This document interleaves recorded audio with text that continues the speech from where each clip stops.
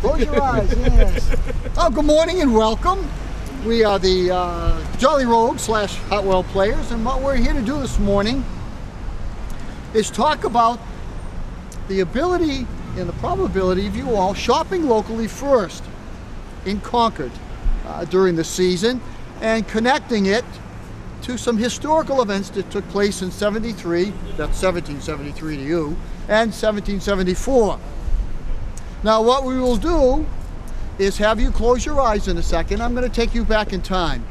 And when you open your eyes, it will be December of 1774. So our discussion will have to do with that time period.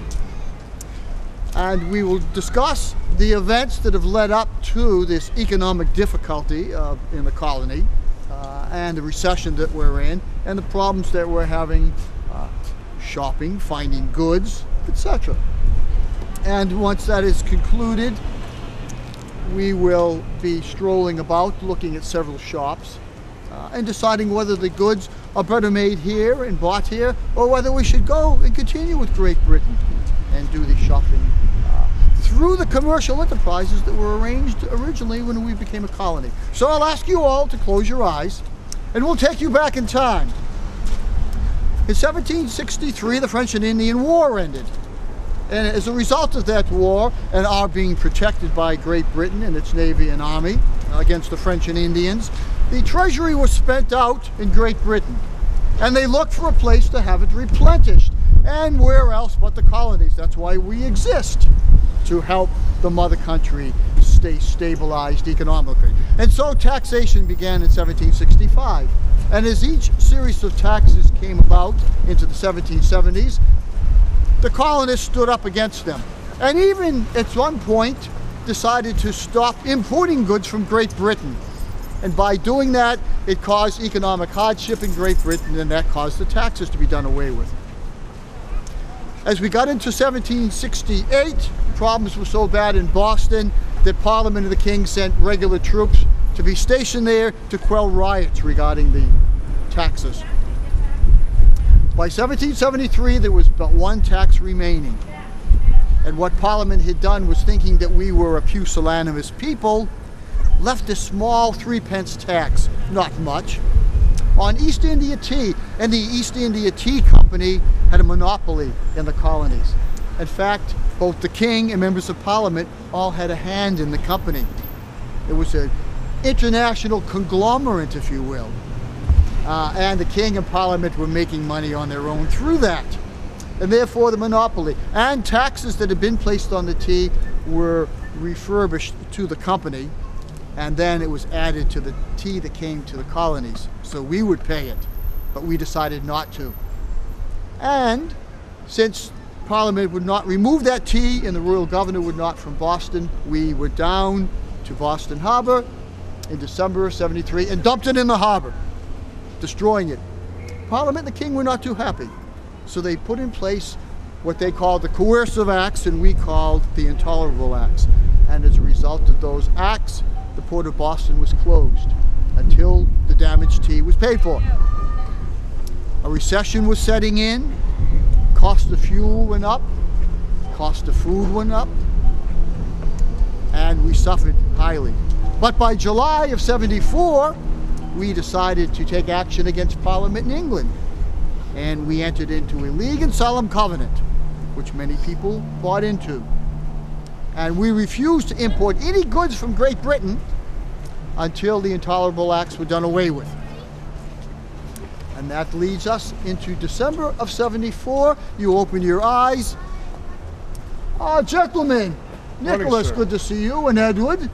I have heard tell that you have been about town discussing the possibility, the continuing of this covenant that we're in, causing economic hardship, and you are actually noting that goods should be made locally and bought locally, and we should continue ignoring Great Britain? By all means. Is that true? By all means. Quite. And how do you manage to bring that to the attention of the people and convince them that it's going to be of any assistance to anyone? Sir, this covenant of which you speak, 280 of us here in the town have signed it, among whom were single women. Oh, you have Oh, women sir. signing on to, yes. Oh no, we A are all in document you agreement, can't pay sir, attention except to. for a very few. You were Known taking to us action? all, sir. Oh, sir, you took action with this covenant against the mother country. And look at the economic hardship. Schools are closing, prices no one can afford, and you think that you can make clothing the quality that we have in England? That's what you're buying now, and the women are making? It's fine clothing, sir. Oh, fine. Many fine merchants here in Concord and nearby. Exquisite work.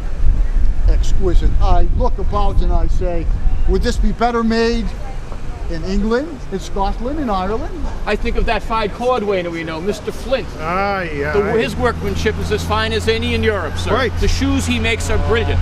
Perhaps a pair of shoes or two that take a while to do, but dry goods, wool goods, clothing, lamps, lanterns.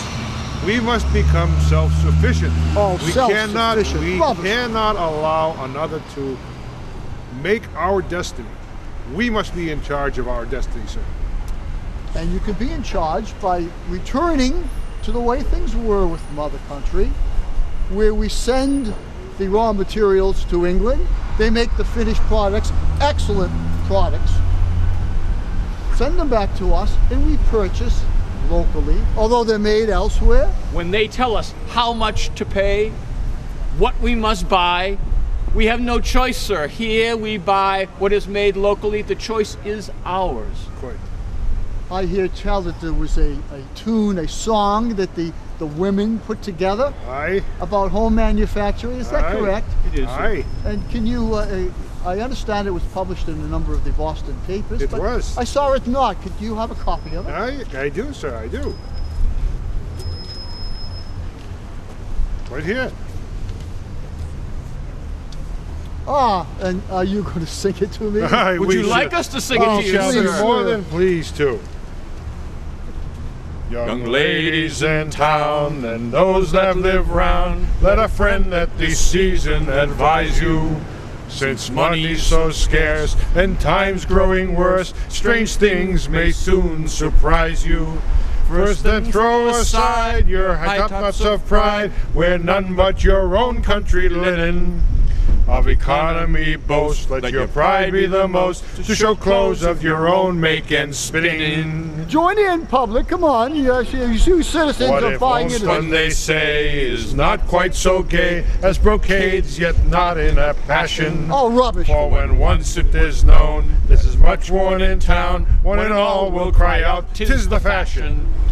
No more ribbons wear, not in rich dress appear. Love your country much better than fine things. Begin without passion, it will soon be the fashion to grace your sword locks with twine string. These do not fear, and you will appear fair, charming, true, lovely, and clever. Though the times remain darkish, young men may be sparkish and love you much stronger than ever. Then make yourselves easy, for no one will tease ye, for tax you no chancing to sneer. At the sense-ridden tools, with the lesser fools, they'll find the reverse far and near. Now, you citizens of this town believe this? You're going to tie your hair up with twine and wear some rubbish made locally so you can say, oh, we're helping the economy, as opposed to looking good and helping. Great Britain defended us against the French and Indians in the last war, and that came about due to the fact that we paid taxes to the mother country and that the commercial enterprise was through the mother country. And now, if the French came back again or the natives rose up again, who do you think would protect you? We will. Oh, yes, by all means. Do we not look fine in clothing made locally? Stunning. Oh, I would say not. I am quite warm on this weather. Comfortable, sir. I'm very, very comfortable. Tis the fashion. You think that provincials are going to set the fashion? Is that what you're saying?